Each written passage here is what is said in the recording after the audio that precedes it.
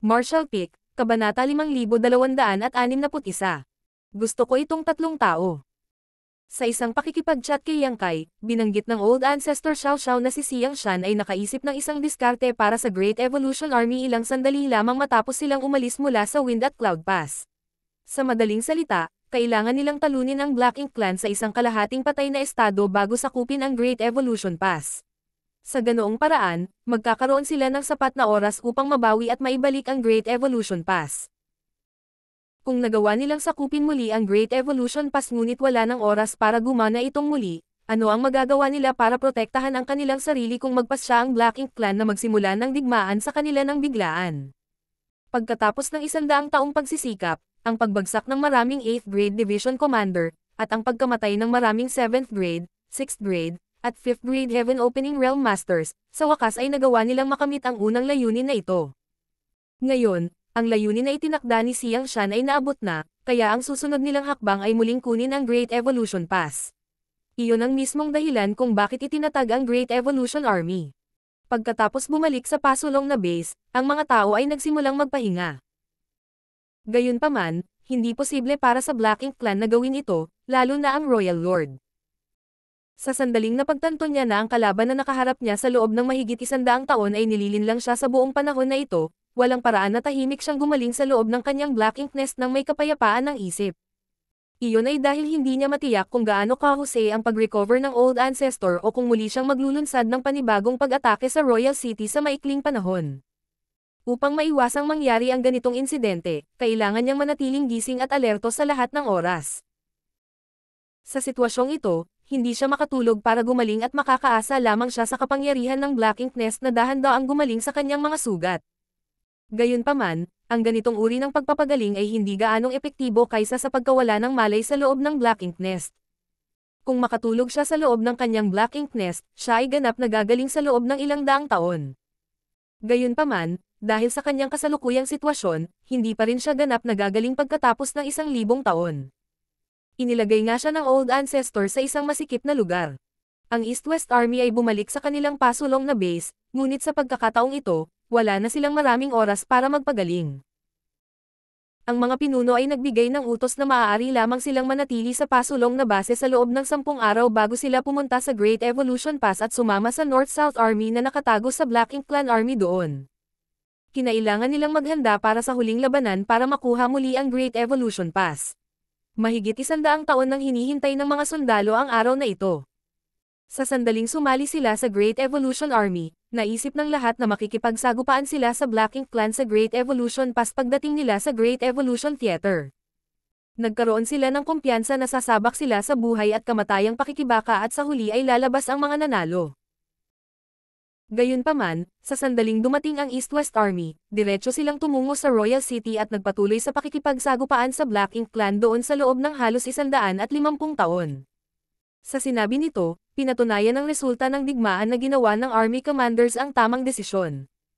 Ngayon, natalo na ng East-West Army ang Black Ink Clan sa Royal City, kaya mas madali para sa kanila na makuhang muli ang Great Evolution Pass. Aabutin sila ng hindi bababa sa 1 buwan bago makarating sa Great Evolution Pass, kaya naman pagkatapos ng isang malupit na labanan ay binigyan ng mga sundalo ng 10 araw upang makapagpahinga at makabangon. Kung hindi, inutusan sana ng mga nakatataas ang East-West Army na tumulak kaagad para sa Great Evolution Pass pagkatapos umatras mula sa Royal City.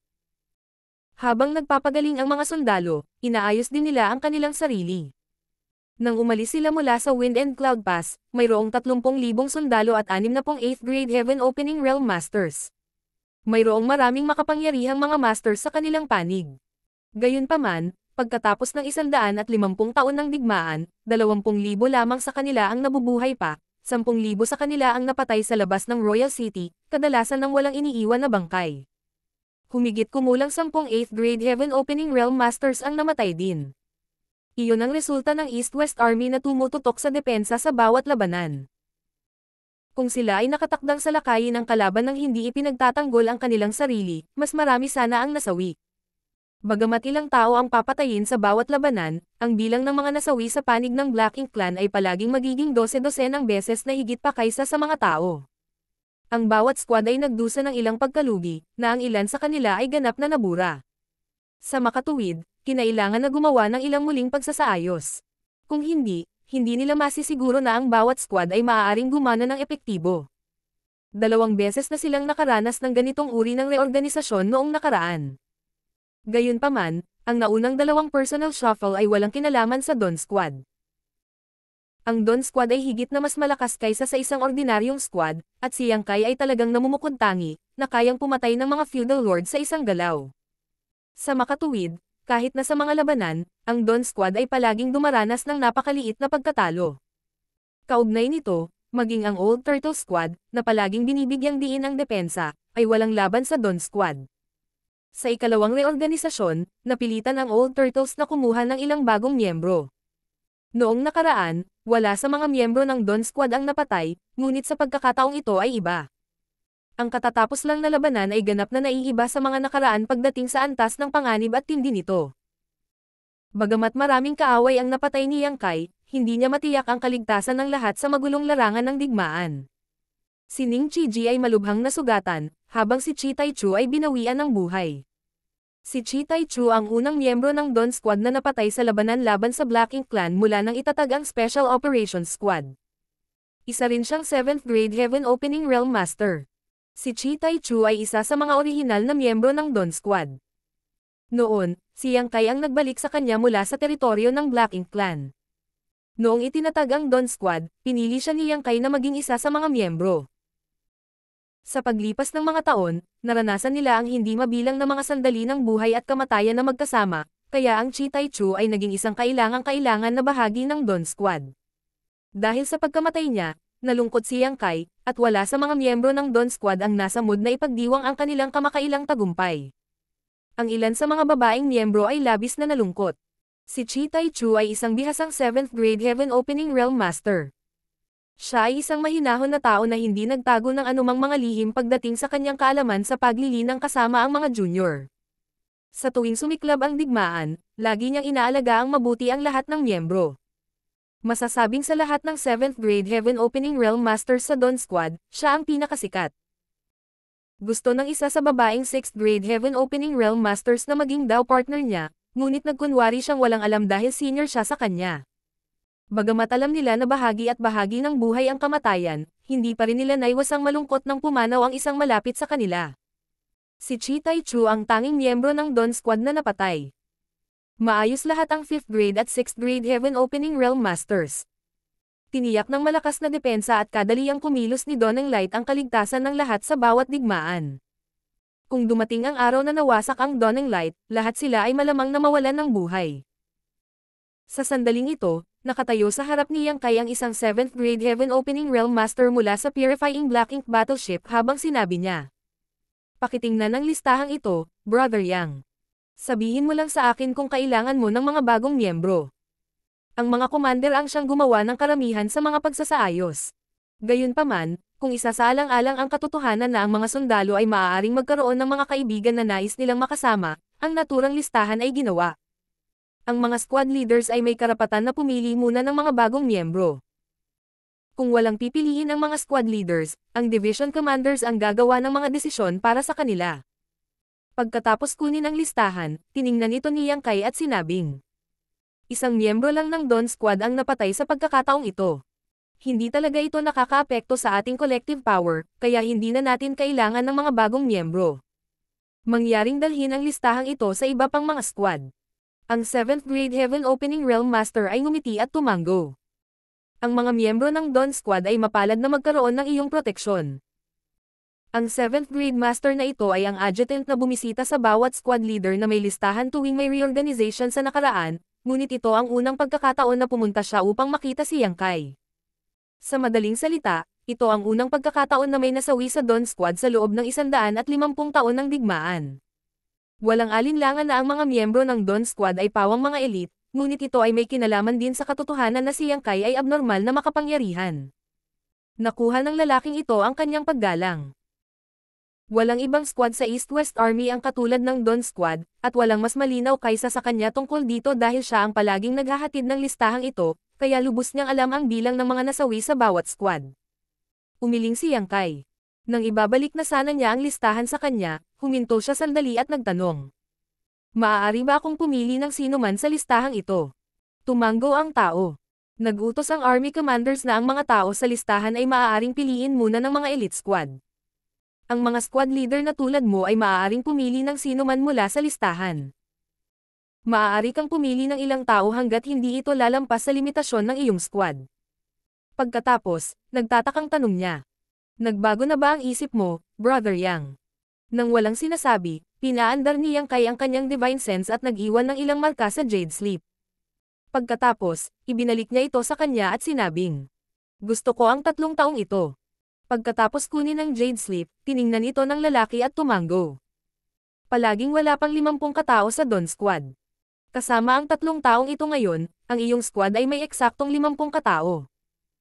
Mabuti, pupunta na ako sa susunod na squad. Tapos, kinuyam niya ang kanyang kamao at umalis. Pagkaalis niya, lumingon siyang kay Feng Ying. Babalik ako kaagad. Tumanggo si Feng Ying. Pagkatapos ay inilabas niyang kay ang kanyang divine sense. Ilang sandali pa, sumugod siya sa isang partikular na direksyon. Nagkaroon ng matinding na pinsalang warship sa isang tigang na lupa. Nakita ang mga spark na lumilipad sa lahat ng direksyon habang ang artifact refiners at array masters ay abala sa pag-aayos ng warship. Sa tuwing babalik ang mga sundalo mula sa larangan ng digmaan, ang mga artifact refiner at array masters ay mapupuno ng trabaho. Iyon ay dahil sila ang may pananagutan sa pag-aayos ng mga nasirang warship. Ang estado ng warship na ito ay nagpakita kung gaano kadelikado ang nakaraang labanan. Ang tinadtad na karne at dugo ay nakita sa lahat ng dako sa warship. Karamihan sa mga ito ay kabilang sa Black Ink Clan, ngunit ang ilan sa mga ito ay mula sa humans.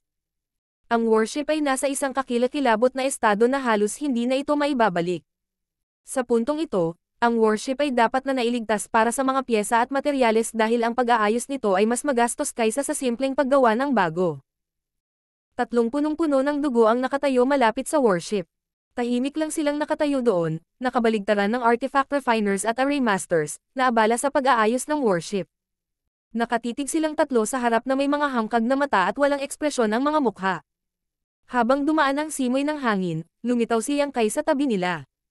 Pinaikit ni Yang Kai ang kanyang mga mata habang inililibot niya ang kanyang tingin sa paligid. Bagamat alam niya na ang bawat labanan sa Black Ink Clan ay delikado, at ang ilan sa mga squad ay ganap na mapapawi, walang sino man ang may lakas upang bigyang pansin ang mga ganitong bagay sa larangan ng digmaan. Ngayong nakabalik na sila mula sa labanan, sa pamamagitan lamang ng pagtingin sa nasirang warship na ito, maiisip ni Yang Kai ang mga magiting na tao na nakipaglaban at namatay kasama nito. Bagamat sila ay pumanaw na, nagawa nilang ipagmalaki ang mga tao. Ang 3 taong nakatayo rito ay ayon sa pagkakasunod-sunod ay 7th grade, 6th grade, at 5th grade Heaven Opening Realm Masters. Pagkatapos ng ilang sandali ng katahimikan, biglang sinabi ng 7th grade Heaven Opening Realm Master. Nakapatay na ako ng maraming disipulo mula sa Cave Heavens at Paradises dati. Malumanay na tumanggo si Yang Kai. Alam ko, noon, maraming disipulo mula sa Cave Heavens and Paradises ang talagang pinatay ng Blood Crow. Pagkatapos noon, tumakas siya sa Shattered Heaven at nakapag-recruit ng maraming subordinate. Siya rin ay gumawa ng mga bagay na mahirap para sa mga disipulo mula sa Cave Heavens at Paradises sa ilang mga pagkakataon. Sa panahong iyon, marami siyang napatay na nagsasanay sa Shattered Heaven. Maaaring sabihin na ang Blood Crow ay may maraming kaaway sa Cave Heavens at Paradises. Hindi ako kusang pumunta sa Black Ink Battlefield. Kung ikukumpara sa habang buhay na makulong o basta-basta na lang pinatay, mas pinili ko lang na pumunta dito. Bagamat kailangan kong harapin ang Black Ink Clan, may pag-asa para sa akin na mabuhay. Sa makatuwid, nang tanungin ako ng matandang iyon mula sa Bright King Cave Heaven kung gusto kong mabuhay o mamatay, hindi ako nag-atubiling magpasya na pupunta ako sa Black Ink Battlefield. Marshall Pick, Kabanata 5262. Posibleng mabawi ang Great Evolution Pass nang walang anumang pagkalugi. Ito ay isang makatwirang pagpipilian. Noon, ang Blood Crow ay nakuha ni Elder Fisherman mula sa Bright King Cave Heaven in the Shattered Heaven at pagkatapos ay ikinulong sa kanilang sect. Isinasaalang-alang ang katotohanan na ang kanyang paglilinang at karanasan ay mahirap makuha, ito ay isang kahihiyan na patayin ng tahasan ang Blood Crow. Sa makatuwid, binigyan siya ng pagkakataong pumunta sa Black Ink Battlefield. Ang Black Ink Battlefield ay hindi katulad ng ibang mga lugar. Dito, ang mga tao ay mayroon lamang isang kaaway, na ang Black Ink Clan. Ang mga sama ng loob mula sa nakaraan ay isasantabi, at ang mga mula sa Bright King Heaven ay hindi nag-aalala na ang Blood Crow ay susubukan na takasan o ipagkanulo sila. Maliban sa paggawa ng kanyang makakaya upang patayin ang kalaban upang manatiling buhay, wala siyang pagpipilian. Young boy, alam mo namang nasayang lahat ng mga taon kong pagsisikap dahil sa ginawa mo noon, di ba? Biglang lumingon si Blood Crow sa kanya, na parang hindi pa rin nasisiyahan sa huli sa nangyari sa nakaraan. Ngumisi si Yang Kai. Kung hindi ko sinira ang plano mo, hindi sana ako magiging kung ano ako ngayon. Dahan-daang umiling si Blood Crow. Sa palagay ko ito lang ang aking kapalaran. Sa aking nakaraang buhay, ang 8th grade ang aking limitasyon. Hindi ako nagbitiw noong malapit na akong maabot ang aking itinakda na oras ng kamatayan, kaya ginugol ko ang natitirang bahagi ng aking buhay sa paggawa ng mga espesyal na kaayusan. Kung naging maayos ang lahat, maipanganak akong muli bilang isang taong may potensyal na umakyat sa 9th grade. Gayunpaman, ang buhay ay talagang puno ng kawalang katiyakan. Sinong mag-aakala na ang isang freak na tulad mo ay magpapakita at masisira ang lahat? Sinabi ni Yang Kai. Hinding-hindi ko papansinin ang kawalang katarungan at kasamaan. Tumanggo si Blood Crow. Sa tuwing nakikita-kita, malakas ang hangarin kong patayin ka. Gayun din, sa tuwing ang mga disipulong iyon mula sa Cave Heavens at Paradises ay nakahanap ng mali sa akin, hindi ako naging madali sa kanila. Ang kanilang blood essence ay maaaring makatulong pa rin na madagdagan ang aking paglilinang. Ang Great Evolution Undestructible Bloodlight Scripture ay isang espesyal na secret art. Kahit nataglay nito ang pangalang Great Evolution, wala itong kinalaman sa Great Evolution Paradise. Sa halip, gumana ito sa mga katulad na paraan tulad ng Heaven Devouring Battle Law ni Wukong. Masasabing ang dalawang secret arts na ito ang pinakakahanga-hangang nakita ni Yang Kai mula nang magsimula siyang mag-cultivate. Gayunpaman, sa kanyang opinyon, ang Great Evolution Undestructible Bloodlight Scripture ay mas mababa pa rin sa Heaven Devouring Battle Law. Si Yang Kai ay nakipagsiksikan sa parehong secret arts, kaya walang sino man ang may mas malinaw na pag-unawa sa dalawang ito kaysa sa kanya sa mga tuntunin ng kanilang mga lakas at pagkakaiba. Sigurado akong alam nila ang aking background at ang mga sama ng loob ko sa mga disipulo ng Cave Heavens at Paradises sa nakaraan. Patuloy na Blood Crow. Halatang pinag-uusapan niya ang mga miyembro ng kanyang orihinal na squad. Ang ilan sa kanila ay nagbigay sa akin ng malamig na balikat. Ilan sa kanila ay palihim akong pinaalis. May mga nagpahirap din sa akin at inagaw ang aking military merit. Wika ni Blood Crow sa isang dispassionate na tono. Siya ay nagsasalita tungkol sa kanyang sariling mga gawain, pero parang walang kinalaman sa kanya. Pero ano? Mayroon akong sariling mga paraan ng paggawa ng mga bagay, at wala itong kinalaman sa iba. Kung hindi dahil sa kakaibang kapaligiran ng Black Ink Battlefield, hindi ako makikipag-away sa tabi ng mga brats na ito. Nang marinig iyon, ang 6th grade at 5th grade Heaven Opening Realm Masters sa tabi niya ay kuminang. Walang kibo, ibinaba ni Blood Crow ang kanyang tingin at nagpatuloy. Ang nakakatuwa talaga, yung mga nag-dismiss sa akin at nagkamali sa akin ay sila rin ang nagsakripisyo ng sarili para iligtas ang buhay ko. Nakaligtas ako, habang halos lahat sila ay namatay. Lumingon siya para tingnan si Yang Kai. Hindi mo ba iniisip na sila ay hanggal? Nang hindi na hinintay ang tugon ni Yang Kai, nagpatuloy siya, na nagsasabing. Napakatanga nila. Lahat sila ay nagtanim ng napakaraming taon upang maabot kung nasaan sila. Ano ang silbi ng lahat ng iyon kung itatapon lang nila ang kanilang buhay sa huli? Sumagot si Yang Kai sa mahinahong paraan. Talagang hanggal sila. Sa tingin mo rin. Gulat na napatingin sa kanya si Blood Crow. Tumanggo si Yang Kai. Hindi ba sila hanggal sa pagsasakripisyo ng kanilang sarili para sa iba? Tumanggo si Blood Crow bilang pagsang-ayon. Maya-maya, nagtanong siya. Ito ba ang sinabi mo sa akin noon? Sa larangan ng digmaan, hindi na mahalaga ang sama ng loob ng nakaraan, at lahat tayo ay magkakapatid. Walang magawang ngumiti si Yang Kai. Mas matanda ka at mas may karanasan kaysa sa akin. Sa isang pagkakataon, mas malakas ka pa sa akin, kaya bakit mo pa ako tinanong ng ganito? Nang marinig iyon, natahimik si Blood Crow. Pagkaraan ng ilang sandali pa, sinabi ni Yang Kai. Aalis tayo para sa Great Evolution Pass sa loob ng 8 araw, kaya magpahinga ka na. Baka kailangan nating labanan muli ang Black Ink Clan pagdating natin. Nang matapos ang kanyang sasabihin, tumalikod siya at umalis. Samantala, sakay ng Purifying Black Ink Battleship, nagtipon-tipon sina Xiang Shan, Liu Jiping, at ang iba pa. Ang Old Ancestor ay naruroon din minsan. Bagamat siya ay nasugatan sa pakikipaglaban sa Royal Lord, ang kanyang mga pinsala ay hindi malala. Isinasaalang-alang ang katotohanan na malapit nang umalis ang army para sa Great Evolution Pass, hindi niya nahanap si Yang Kai para ipalaganap ang kanyang miniature universe para gumaling siya. Nagsalita ang isa sa 8th grade Heaven Opening Realm Masters. Aalis kami para sa Great Evolution Pass sa loob ng 8 araw. Ipagpalagay ko na ang army ay ganap ng may ayos sa oras na iyon. Hindi kasama ang 3,000 artifact refiners, array masters, at alchemists, mayroon tayong 16,000 hanggang 17,000 na sundalong natitira. Ang mga bagay ay hindi mukhang maliwanag sa panig ng North-South Army. Upang pigilan ang Black Ink clansmen na nakatalaga sa Great Evolution Pass mula sa pagtungo sa Royal City, direkta silang nakipagsagupaan sa mga 500,000 Black Ink clan na sundalo, at marami sa kanila ang namatay sa labanan.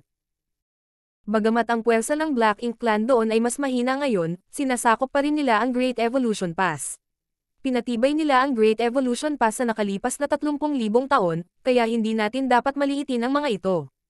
Nag-aalala ako na magiging mahirap na laban ang muling makuha ang Great Evolution Pass. Ang ibang 8th grade Heaven Opening Realm Masters ay tumango na may tame time na ekspresyon. Bagamat alam na nila na maraming mamamatay kapag naitatag ang Great Evolution Army, hindi sumagi sa kanilang isipan na ang pinakamahirap at nakamamatay na problema ay ang muling pagkuha ng Great Evolution Pass. Habang ang mga sundalo ng Black Ink clan mula sa Royal City ay binugbog hanggang sa kalahating patay ng East-West Army, kailangan pa rin nilang harapin ang mga mula sa Great Evolution Pass. Nang marinig iyon, ngumiti si Liu Jiping. Marahil ay maaari nating makuha ang Great Evolution Pass nang walang anumang pagkatalo. Ha? Nagulat ang lahat ng 8th grade Heaven Opening Realm Masters nang marinig ang kanyang sinabi. Ang taong nagsalita kanina ay nag-aalalang nagtanong. Ano ang ibig mong sabihin, Senior Sister Liu? Ibabalik ba sa atin ng Black Ink clansmen ang Great Evolution Pass nang walang laban? Nang matapos ang kanyang mga salita, nagulat siya saglit at napaisip. Napagtanto ang isang bagay, isa pang 8th grade Heaven Opening Realm Master ang nagsabi. Maaaring posible iyon. Alam na ng humans na ang Black Ink clan ay maaaring agad na maghatid ng impormasyon sa pamamagitan ng kanilang Black Ink nests, kaya dapat alam na ng mga nakadestino sa Great Evolution Pass kung ano ang nangyari dito sa Royal City. Malubhang nasugatan ang Royal Lord at muntik nang mapatay ng Old Ancestor. Hindi mabilang na mga sundalo ng Black Ink clan ang napatay o nasugatan, kaya hindi na nila nagawang makipag-ugnayan sa humans palayo sa Royal City. Kung ang East-West Army ay nagmamayabang patungo sa Great Evolution Pass ngayon, at ang balitang ito ay ipinadala mula sa Royal City hanggang Great Evolution Pass sa pamamagitan ng Black Ink nests, ang mga Black Ink clansmen doon ay tiyak na maguguluhan.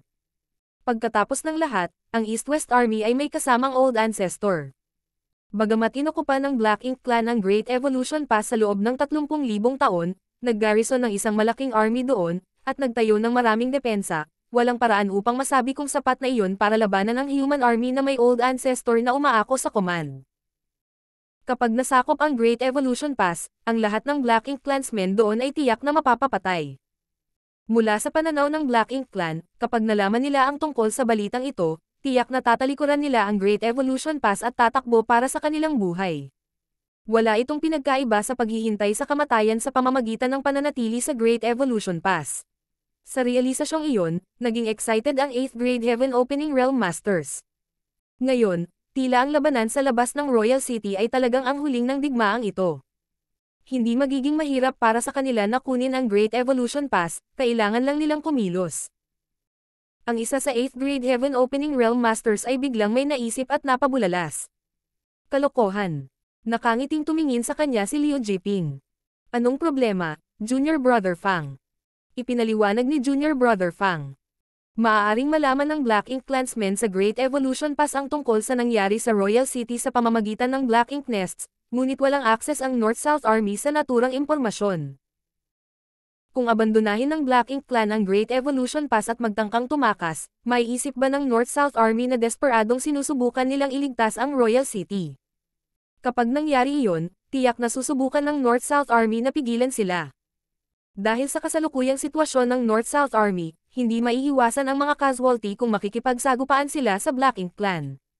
Ang isa pang 8th grade Heaven Opening Realm Master ay tumango. Mayroon kang punto. Kailangan nating ipaalam sa North-South Army ang tungkol dito sa lalong madaling panahon. Nasaan si Yang Kai? Sabihan mo siyang pumunta ngayon. Dahil master siya ng Tao of Space, dapat niyang maabot ang Great Evolution Pass sa loob ng 8 araw kung lalabas siya ng todo. Kahit na ang 8th grade Heaven Opening Realm Masters na tulad nila ay hindi maglalakas loob na sabihin na makakarating sila sa Great Evolution Pass sa loob ng 8 araw mula sa Royal City. Maliban kay Yang Kai, na isang dalubhasa sa Tao of Space, ang Old Ancestor lamang ang makakamit iyon. Bagamat hindi gaanong nasaktan ang Old Ancestor, tiyak na hindi sila maglalakas loob na hilingin sa kanya na maging isang mensahero. Sa makatuwid, ang 8th grade Heaven Opening Realm Master na ito ay agad na naisip si Yang Kai. Mayroong maraming 7th grade Heaven Opening Realm Masters sa East-West Army, ngunit kakaunti lamang sa kanila ang nagkakahalaga ng atensyon ng mga 8th grade Division Commander na ito, at si Yang Kai ay walang alinlangan na pinakanamumukod-tangi sa kanila. Gayunpaman, ngumiti lang si Liu Jiping. Huwag kang mag-alala tungkol dito. Sa katunayan, bago pa man magsimula ang labanan, ipinadala ni Senior Brother Siang si Li Xing upang magtungo sa Great Evolution Pass upang ipaalam ito sa North-South Army. Sa palagay ko ay dapat na siya sa North-South Army sa ngayon. Si Li Xing ay adjutant ni Xiang Shan at isang 7th grade Heaven Opening Realm Master. Siya ang pinakamahusay na pagpipilian upang ipaalam sa North-South Army ang tungkol sa piraso ng balitang ito. Nagulat saglit ang 8th grade Heaven Opening Realm Masters bago tumingin kay Xiang Shan. Bilang tugon, bahagyang tumango si Xiang Shan upang ipakita na totoo nga. Ang paghanga ay nakasulat sa buong mukha ni Junior Brother Fang. Malayo ka talaga, Senior Brother Xiang. Inasahan mo na ang kalalabasan na ito habang ngayon pa lang namin ito naisip.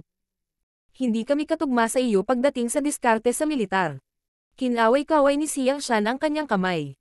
Pakiusap, huwag masyadong magpakumbaba, Junior Brother Fang. Hindi mo naisip kasi wala ka sa papel ko. Kung ikaw ang Army Commander, inaasahan mo rin ang resulta. Sa isang walang magawang ngiti, umiling si Junior Brother Fang. Hinding-hindi ko kayang gampanan ang iyong tungkulin. Napakaraming 8th grade Heaven Opening Realm Masters dito, ngunit walang sino man sa atin ang may sapat na awtoridad para maging Army Commander. Ikaw lang ang maaasahan namin. Tumango ang iba pang 8th grade Heaven Opening Realm Masters. Sa una, ang awtoridad ni Xiang Shan ay nagmula sa katotohanan na siya ay hinirang upang maging Army Commander ng mga Old Ancestor. Ngunit ngayon, nakuha niya ang kanilang paggalang sa pamamagitan ng pagpapatunay ng kanyang halaga.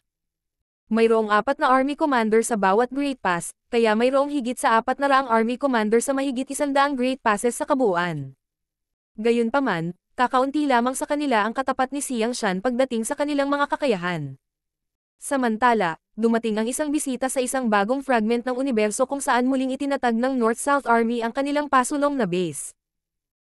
Nang makakuha ng pahintulot, pumasok si Li Xing sa Purifying Black Ink Battleship at nakita ang isang 8th grade Heaven Opening Realm Master, na nakasuot ng mga damit ng scholar na may feather fan sa kanyang kamay. Nang malaman na ang taong ito ay ang Army Commander ng Northern Army, si Mi Jinglun, binati siya ni Li Xing. Kahit na hindi pa niya nakilala si Mi Jinglun, marami na siyang narinig tungkol sa kanya. Dahil palagi siyang nasa tabi ni Xiang Shan, paulit-ulit na binanggit ng huli si Mi Jinglun sa mga nakaraang taon, na sinasabi na si Mi Jinglun ay kapantay, kung hindi man mas mahusay kaysa sa kanya pagdating sa pagbuo ng mga estratehiya. Tiyak, hindi maniniwala si Li Xing. Sa paglipas ng mga taon, nasaksihan niya ang mga kaayusan na ginawa ni Xiang Shan sa larangan ng digmaan, at ang kanyang mga diskarte ay lahat ng top-notch. Para sa kanya, ang pagiging maparaan at pananaw ni Xiang Shan ay halos walang kapantay, kaya paano naging posible na mayroong isang tao sa mundo na mas matalino kaysa sa kanya? Naniniwala si Li Xing na nagpapakumbaba lang si Xiang Shan nang pinuri ng huli si Mi Jinglun sa ganoong paraan. Maliban kay Mi Jinglun, may isa pang 8th grade Heaven Opening Realm Master sa bulwagan. Pulang apoy ang kanyang buhok, ngunit ang kanyang mukha ay kasing putla ng isang puting papel. Marshall Peak, Kabanata 5263. Ang hinuha ni Mi Jinglun. Ang may pulang buhok na 8th grade Heaven Opening Realm Master ay ang Army Commander ng Southern Army, Ouyang Lai. Mainitin ang ulo daw. 10 taon na ang nakalilipas, pinatay niya ang isang territory lord sa labanan laban sa Black Ink Clan. Gayunpaman, siya ay nasugatan din ng husto at halos mamatay sa labanan. Mukhang hindi pa rin siya nakaka-recover kahit 10 years na ang lumipas. Ito ay naiintindihan, habang nagiging mas malakas ang isa, mas mahirap bumawi kapag sila ay nasugatan, kaya't maiisip kung gaano katagal ang isang 8th grade Heaven Opening Realm Master upang makabangon mula sa isang malapit kamatayang karanasan. Kailangang malaman ng isang tao na palaging tumatagal ang Old Ancestor nang hindi bababa sa mga dekada upang gumaling. Sa kabilang banda, mula noong araw na ang Royal Lord ay unang nasugatan ng Old Ancestor, hindi pa siya ganap na gumaling, at iyon ay mahigit 100 taon na ang nakalilipas. Bukod sa dalawang army commander na ito, may iba pang 8th Grade Division Commander mula sa North-South Army sa meeting hall. Isa-isang binati ni Li Xing silang lahat. Sa kasalukuyan, nakaupo si Ouyang Lai sa isang upuan. Bago makapagsalita si Li Xing, nagtanong siya. Ano ang nangyayari doon? Inilunsad ba ng East-West Army ang huling pag-atake sa Royal City? Sa paglipas ng mga taon, ang East-West Army at North-South Army ay nakikipag-ugnayan sa isa't isa paminsan-minsan. Gayunpaman, dahil sa malayong distansya, aabutin ng isang tao ang average ng 2 buwan upang maglakbay pabalik-balik sa pagitan ng dalawang hukbo, kaya hindi madalas ang kanilang pagpapalitan ng impormasyon. Kapag ang isang panig ay nakagawa ng isang malaking desisyon, ang isang mensahero ay ipapadala upang ipaalam sa kabilang partido ang tungkol dito. Iminungkahi ng pagdating ni Li Xing na mayroon siyang mahalagang iuulat. Marahil ay may kinalaman ito sa panghuling labanan laban sa Royal City, kaya naman tinanong ni Ouyang Lai ang tanong na iyon. Yumuko si Li Xing at sumagot. Marshal Uncle Ouyang, nang ako ay umalis, ang labanan ay hindi pa magsisimula, ngunit sila ay nasa kalagitnaan ng huling paghahanda. Kung hindi ako nagkakamali, ang East-West Army ay dapat na nakikibahagi sa isang matinding labanan sa Black Ink Clan habang nagsasalita kami. Posible pang ang natapos na ang digmaan. Nakangiting nagtanong si Mi Jinglun. Sa iyong palagay, makakamit kaya ng East-West Army ang layunin nito sa pagkakataong ito? Tumanggo si Li Xing. Oo. Napakunot ang noo ni Mi Jinglun. Dahil napaka-confident mo, mukhang favorable ang sitwasyon doon. Sa palagay ko ay nanalo na sila sa laban. Well, kapag si Senior Brother Siang ang namamahala, walang paraan na ang Black Ink Clan ay kapareha para sa kanya. Napaawang ang labi ni Ouyang Lai. Dahil nanalo ang East-West Army, bakit sinabi ni Siang Shan na pumunta ka? Sa simula pa lang, palaging may mga reklamo si Ouyang Lai laban kay Siang Shan. Hindi ito matutulungan, dahil ang East-West Army ang may pananagutan sa pagsalakay sa Royal City, kaya pinapayagan silang makakuha ng napakalaking halaga ng military merit. Sa kabilang banda, kinailangan ng North-South Army na pigilan ang Black Ink Clansmen na umalis sa Great Evolution Pass.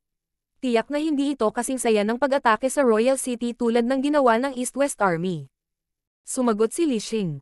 Sinabi sa akin ni Sir Siang na pumunta para ipaalam sa iyo na kailangan mong mag-ingat sa maaaring gawin ng Black Ink Clan mula sa Great Evolution Pass sa lalong madaling panahon. Matapos itong pag-isipan, tumanggo si Mi Jinglun. Kailangan talaga nating kumilos ng maingat. Kung talagang matatalo ang Black Ink Clan sa Royal City, tiyak na kabahan ang mga mula sa Great Evolution Pass kapag nalaman nila ito. Ngayon, 2 na lang ang natitira sa kanila, ipagtanggol nila ang Great Evolution Pass hanggang sa huling tao, o tumakbo para sa kanilang buhay.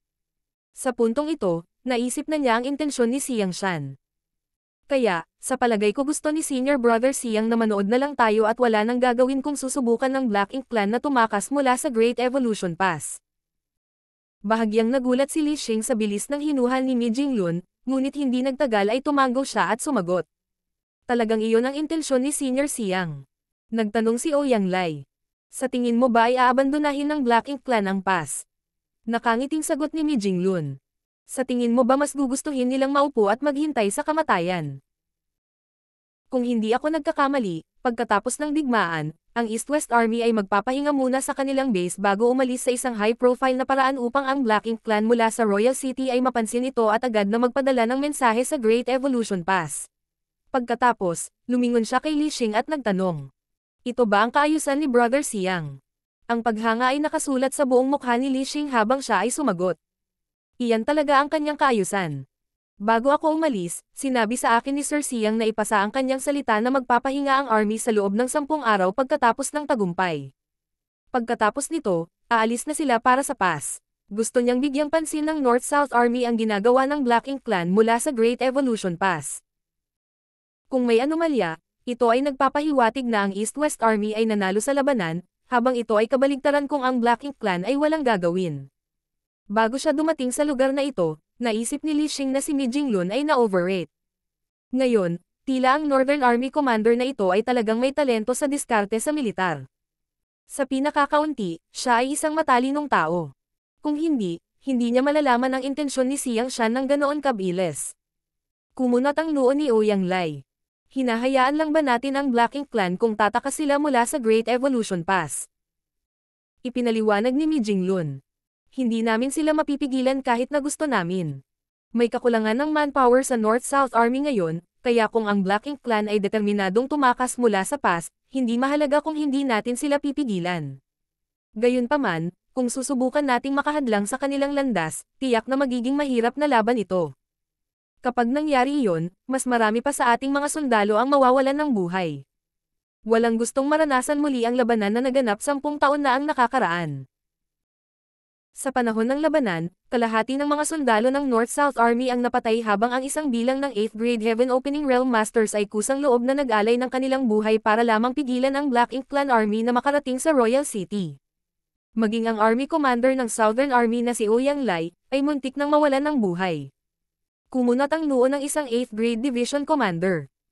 Maraming Black Ink Clansmen sa PAS ngayon, kahit 20 hanggang 30 Territory Lords at 8th Grade Black Ink Disciples pati na rin ang 250,000 Black Ink Clan na sundalo.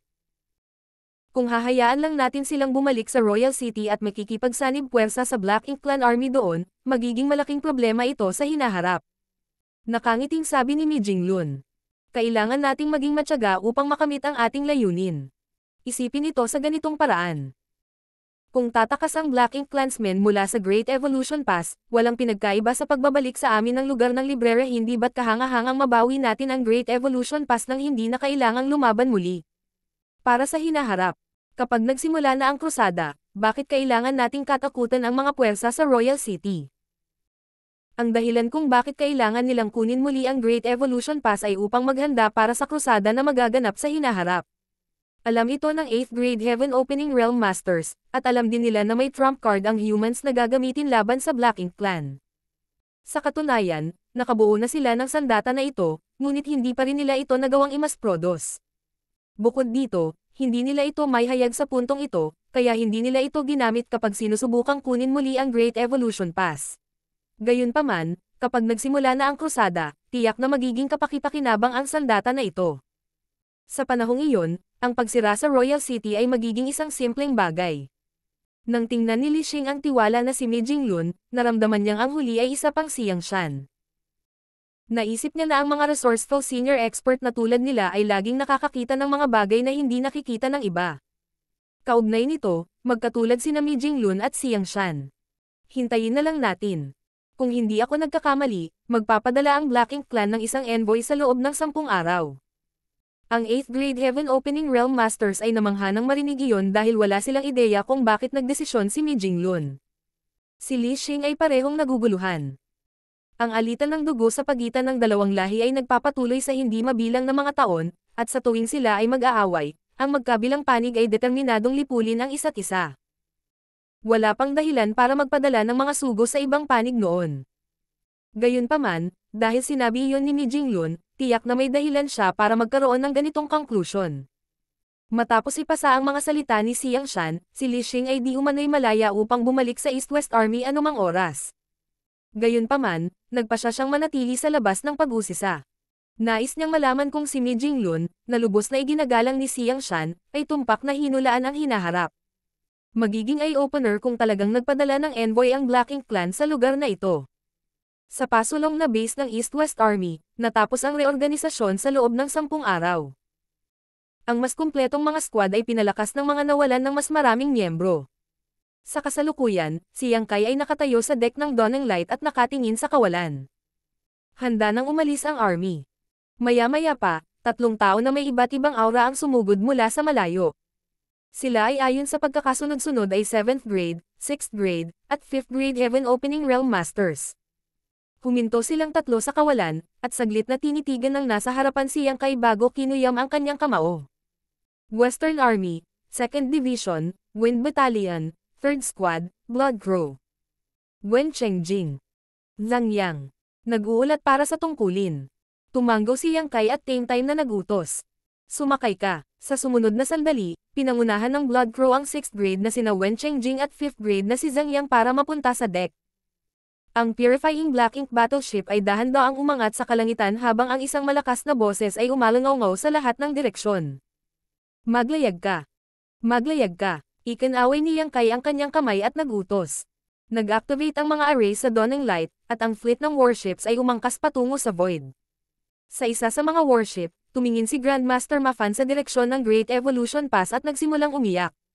Siya ay naghihintay sa labas ng Royal City sa loob ng 150 taon.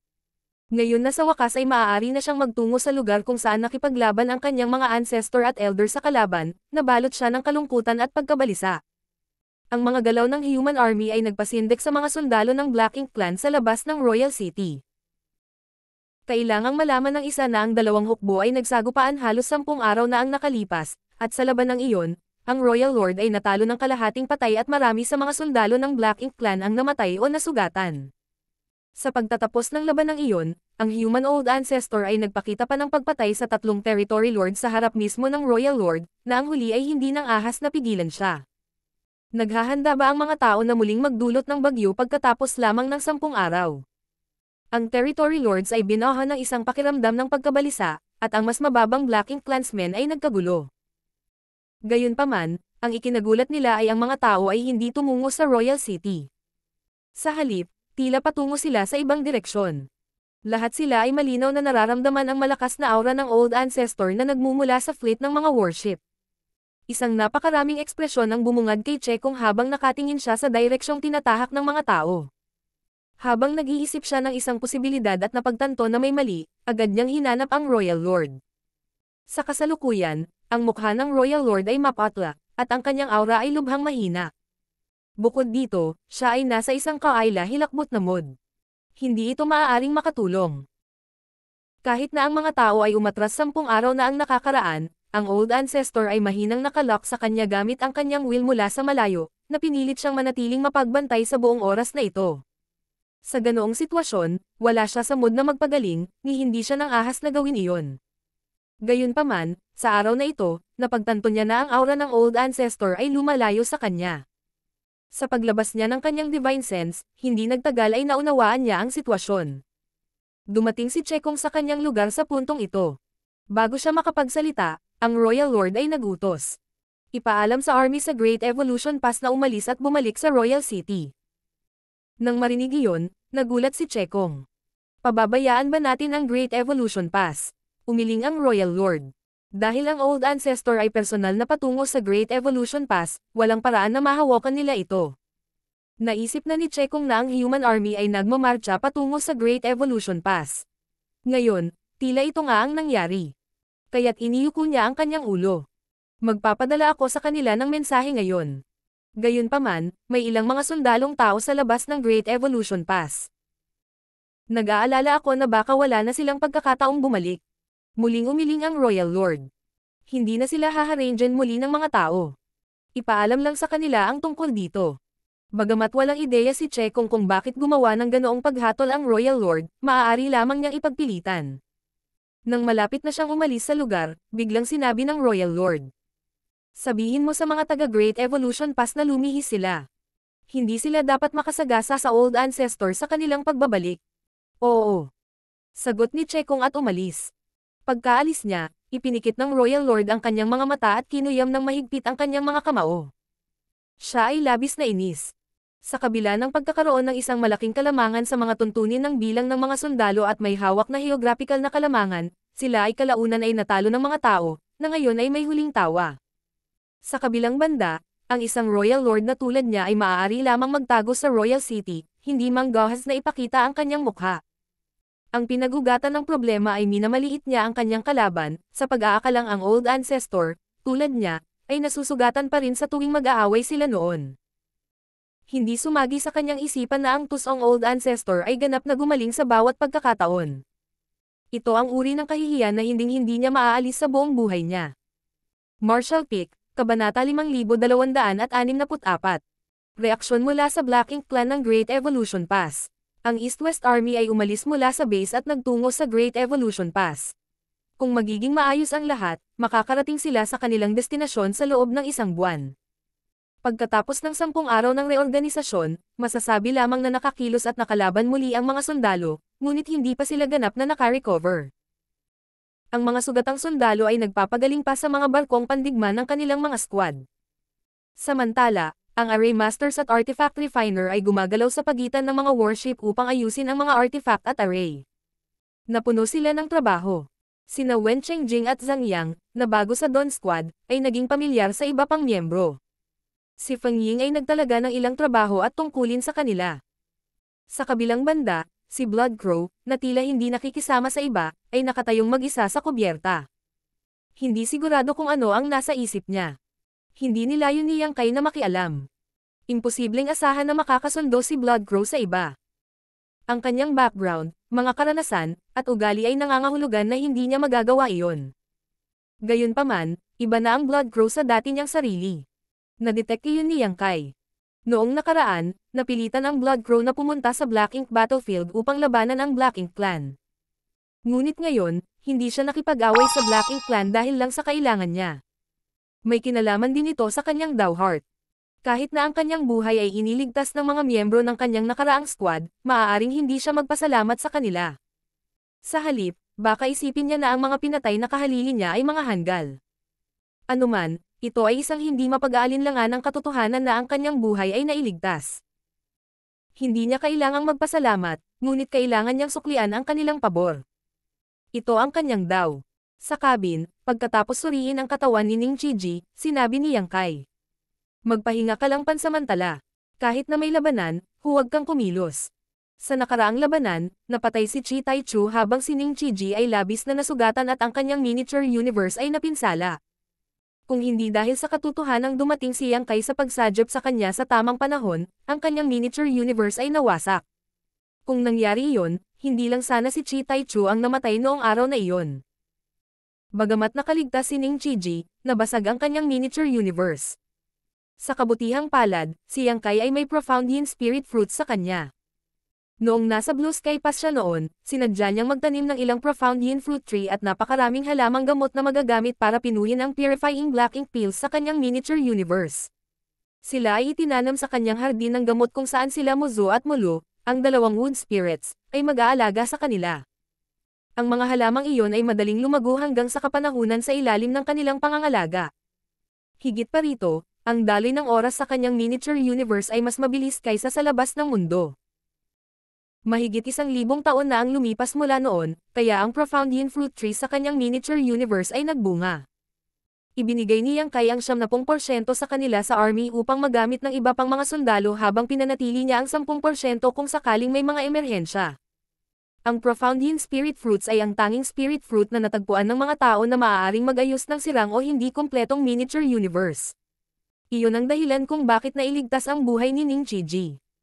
Bagamat ang profound yin spirit fruit ay may kahanga-hangang epekto, magtatagal bago ganap na maayos ang kanyang miniature universe. Bago iyon, hindi niya nagamit ang kanyang world force, o lalala ang kanyang pinsala.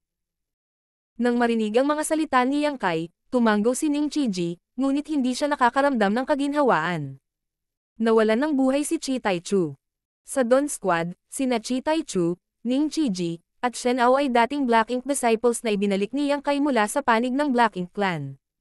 Sila ay mga kaibigan na nagbahagi ng hindi mabilang na mga sandali ng buhay at kamatayan na magkasama sa larangan ng digmaan. Ngayon, wala na doon si Chi Taichu para uminom ng alak at makipag-usap tungkol sa martial daw kasama ang dalawa pa. Marahang tinapik ni Yang Kai ang kanyang balikat at tumalikod para umalis. Sa sandaling umalis siya sa cabin, nakita niya ang mukhang madilim na Blood Crow na nakatayo sa kubyerta ng mag-isa. Nang walang balak na kausapin siya, bumalik si Yang Kai sa kanyang silid upang magpahinga. Pagbukas na pagkabukas niya ng pinto ay minulat niya ang kanyang mga mata sa nakatulala na katahimikan. Ilang sandali pa, marahan siyang umatras at isinara ang pinto. Bago pa man niya maisara ang pinto, isang boses ang tumawag. Pumasok ka at kausapin mo ako. Isang walang magawang si Yang Kai ang tumikim at muling binuksan ang pinto. Pagpasok sa silid, binati niya ang taong nakaupo sa kanyang kama. Old Ancestor. Walang nakakaalam kung kailan dumating si Old Ancestor Xiao Xiao sakay ng Dawning Light. Gayunpaman, dahil sa kanyang 9th grade cultivation, walang makakakita sa kanyang presensya kung gusto niyang itago ito. Sinulyapan siya ng Old Ancestor Xiao Xiao at tinukso siya sa pagsasabing. Ano ang mali? Nag-aalala ka ba na may mga tsismis tungkol sa atin? Kaya ba iniwan mong bukas ang pinto? Agad na umiling si Yang Kai. Tiyak na hindi iyon ang kaso. Ngumuso ang old ancestor Xiao Xiao. Isang nag-aalalang si Yang Kai ang nagtanong, kamusta ang iyong mga sugat? Kailangan mo ba ng lugar para magpagaling? Nang marinig iyon, iwinagayway ng old ancestor na si Xiao Xiao ang kanyang kamay. Hindi ko na kailangang magpagaling sa ngayon. Pag-uusapan natin yan kapag nagkaayos na tayo. At saka, hindi naman ako masyadong nasaktan sa nakaraang laban. Nagtanong ang isang usyosong Yang Kai. Bakit ka nandito? Sa katunayan, hindi sana pumunta dito ang old ancestor para lang makipag-chat sa kanya. Nang hindi pumapalibot sa bush, inabot ni old ancestor Xiao Xiao ang kanyang kamay. Bigyan mo ako ng ilang set ng space beacon. Silang dalawa ay nanirahan ng magkasama sa miniature universe ni Yang Kai sa loob ng daan-daang taon na ngayon at madalas na nag-uusap sa isa't isa. Kung minsan, babanggitin ni Yang Kai ang mga pamamaraan na ginawa niya sa Dao of Space, umaasa na ang old ancestor ay maaaring makapagbigay sa kanya ng ilang insight o inspirasyon. Iyon ang dahilan kung bakit alam niya ang pagkakaroon ng kanyang mga space beacon. Hindi nagtanong si Yang Kai kung bakit kailangan niya ang space beacons at kumuha lang siya ng ilang set at ipinasa ang mga ito sa kanya. Pagkatapos kunin ang mga space beacon, ang old ancestor ay direktang nawala. Minulat ni Yang Kai ang kanyang mga mata minsan at napagtanto na wala na siya kahit saan sa silid. Hindi nagtagal, narinig niya ang boses ng old ancestor. Sabihin mo sa iyong squad na magpahinga. Walang laban pagdating natin sa Great Evolution Pass. Nang marinig iyon, natigilan si Yang Kai. Naisip niya na ang dahilan kung bakit sila pumunta sa Great Evolution Pass ay upang ilunsad ang huling labanan laban sa Black Ink Clan upang makuha ito muli. Gayunpaman, ang mga salita ng old ancestor ay tila nagmumungkahi na maaari nilang maibalik ang Great Evolution Pass nang walang laban. Isusuko ba ng Black Ink Clan ang Great Evolution Pass sa kanila nang walang kondisyon? Sumimangot si Yang Kai, ngunit habang pinag-iisipan niya ang isyo, hindi nagtagal ay napagtanto niya ang pinakabuod ng bagay at nalaman niya kung bakit ang dami niyang sinabi. Kahit na ito ay walang pinagkaiba sa pagpayag sa Black Ink Clansmen mula sa magkabilang panig na magsanib puwersa, mas malaki pa rin ang pakinabang nito sa mga sundalong human sa ngayon. Walang ideya si Yang Kai tungkol sa sitwasyon ng North-South Army, ngunit ang East-West Army ay dumaan lang sa isang matinding labanan. Kung muli silang mag-away pagkatapos ng maikling panahon, tiyak na malaki ang pagkatalo. Kung maaari nilang makuhang muli ang Great Evolution Pass ng walang laban, mapipigilan nila ang maraming hindi kinakailangang sakripisyo. Sa kadahilan ng gusto ng old ancestor ng ilang space beacon mula kay Yang Kai. Matapos itong pag-isipan, hindi niya maiwasang maawa sa Royal Lord saglit. Marahil sa mga susunod na taon, ang Royal Lord ay hindi na makapagpapagaling ng may kapayapaan ng isip. Sa base ng North-South Army, si Li Xing ay binigyan ng silid. Sa pamamagitan ng pag-activate ng Spirit Arrays, maaari siyang mag-cultivate ng tahimik nang hindi nababahala tungkol sa anumang pagkaantala, maliban kung ang silid mismo ay inaatake. Gayunpaman, wala siya sa mood na mag-cultivate. Ang dahilan kung bakit hindi siya agad nakabalik sa panig ng East-West Army matapos ang kanyang gawain ay dahil gusto niyang malaman kung tama ang haka-haka ni Mi Jinglun. Kasabay nito, nais niyang malaman ang kinalabasan ng digmaan sa panig ng East-West Army. Marami siyang natutunan ng mga lihim mula kay Xiang Shan, kaya alam niya na hindi magiging mahirap para sa East-West Army na manalo sa labanan. Gayunpaman, nanatiling hindi sigurado kung magagawa ng old ancestor na patayin ang Royal Lord. Bago maging malinaw ang kinalabasan, walang sino man ang makatitiyak na hindi magkakaroon ng biglaang pangyayari. Hindi mahirap malaman kung nanalo ang East-West Army sa labanan. Kailangan lang nilang obserbahan ang reaksyon ng Black Ink Clansmen sa Great Evolution Pass. Sa makatuwid, si Li Xing ay nakatitig sa direksyon ng Great Evolution Pass sa pagtatangkang malaman kung ano ang nangyayari doon. Gayunpaman, napakalayo ng Great Pass para sa isang 7th grade Heaven Opening Realm Master na makakita ng malinaw. Ano man ang ginagawa ng Black Ink Clan doon, hindi niya masabi. Isang araw, bigla siyang nakakita ng isang sinag ng liwanag na dumadaloy mula sa direksyon ng Great Evolution Pass. Lumiwanag ang mga mata ni Li Xing nang malaman niyang isa ito sa mga tao mula sa North-South Army na responsable sa pagsubaybay sa Great Evolution Pass. Dahil nagmamadaling bumalik ang tao, tiyak na mayroon siyang ilang balita na iuulat sa mga nakatataas. Gaya ng inaasahan, pagkabalik ng tao, diretso siyang dumaong sa Purifying Black Ink Battleship. Si Li Xing ay nagkaroon ng pagnanais na malaman ang higit pa, ngunit siya ay nag-aalala na ito ay magiging awkward para sa kanya na gawin ito. Pagkatapos ng lahat, hindi siya mula sa North-South Army, kaya wala siyang karapatang magtungo sa Purifying Black Ink battleship ayon sa gusto niya. Pagkaraan ng ilang oras na paghihintay, nakita niya ang taong lumabas mula sa Purifying Black Ink battleship, kaya agad siyang lumapit upang pigilan siya at kinuyam ang kanyang kamao. Maghintay, Senior Brother. Ang taong iyon ay isa ring 7th grade Heaven Opening Realm Master, at nang iangat niya ang kanyang ulo at kinilala siya, nakangiti siyang nagtanong. Brotherly mula sa East-West Army. Tumango si Li Xing, pagkatapos ay mabilis na nagtanong. Senior Brother, mayroon bang anumang balita tungkol sa Black Ink Clansmen mula sa Great Evolution Pass? Ang 7th grade master ay nag-alinlangan saglit, ngunit sa pag-aakalang hindi talaga ito lihim, sumagot siya. Talaga, Brother Lee, ngayon lang, may nakita kaming kakaibang pagdalaw mula sa Great Evolution Pass. Tila nagkaroon ng kabuluhan. Gayunpaman, dahil sa hadlang ng Great Pass, hindi namin nalaman kung ano ang nangyayari kahit gaano kami kahirap. Kung ito ay tulad ng impormasyon na iyong dinala sa amin, ang East-West Army ay dapat na nanalo sa labanan.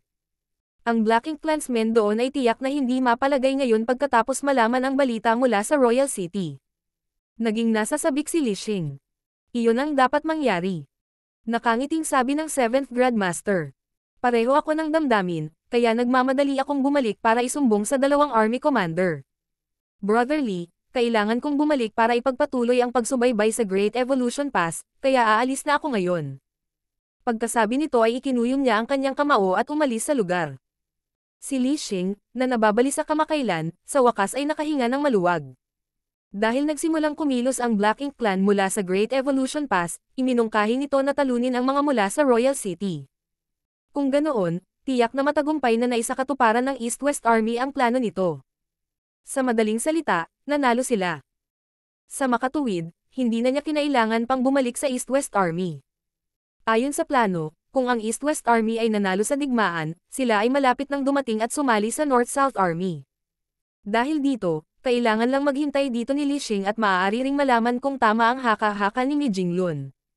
Pagkatapos magpaalam kay Li Xing, dumiretso ang 7th grade master sa direksyon ng Great Evolution Pass. Makalipas ang ilang oras, dumaong siya sa isang asteroid kung saan may dalawa pang 7th grade Heaven Opening Realm Masters. Ang isa sa kanila ay nakita na may Demon Chi na umiikot sa kanyang figure. Halatang galing siya sa Myriad Demon's Cave Heaven. Sa kabilang banda, mahirap alamin ang background ng ibang tao. Gayunpaman, nakasuot siya ng berdeng damit, at natural at dalisay ang pakiramdam ng kanyang aura. Sa kasalukuyan, ang isa sa mga 7th grade masters na ito ay nakita na may gintong kaliwang mag-aaral. Malamang, na-activate niya ang Demon Eye of Annihilation. Hindi tiyak kung anong uri ng kamangha-manghang eye secret technique ang ginagamit ng 7th grade master na may berdeng damit, ngunit ang kanyang mga mata ay naging amber, at isang flash ng liwanag ang nakitang dumadaloy sa likod ng kanyang mga tingin. Nakaupo sila sa dalawang magkaibang lugar habang nakatingin sila sa direksyon ng Great Evolution Pass sa pagtatangkang alamin kung ano ang nangyayari doon. Mayroong hindi mabilang na mga talento sa Cave Heavens and Paradises, kaya hindi mahirap makakuha ng dalawang tao na nag-cultivate ng eye secret techniques upang masubaybayan ang Great Evolution Pass. Silang tatlo ay nasa iisang grupo. Dalawang tao ang may pananagutan sa pagbabantay sa Great Evolution Pass habang ang natitira ay nagsilbing runner upang iulat ang anumang natuklasan sa mga nakatataas. Nagkaroon ng malinaw na dibisyon ng mga gawain. Pagkaraan ng ilang sandali, ang disipulo mula sa Myriad Demon's Cave Heaven ay biglang umungol. Kasabay nito, ang 7th grade Heaven Opening Realm Master, na ang mga mata ay naging amber, ay pinaikit ang kanyang mga mata. Maliwanag na may natuklasan sila.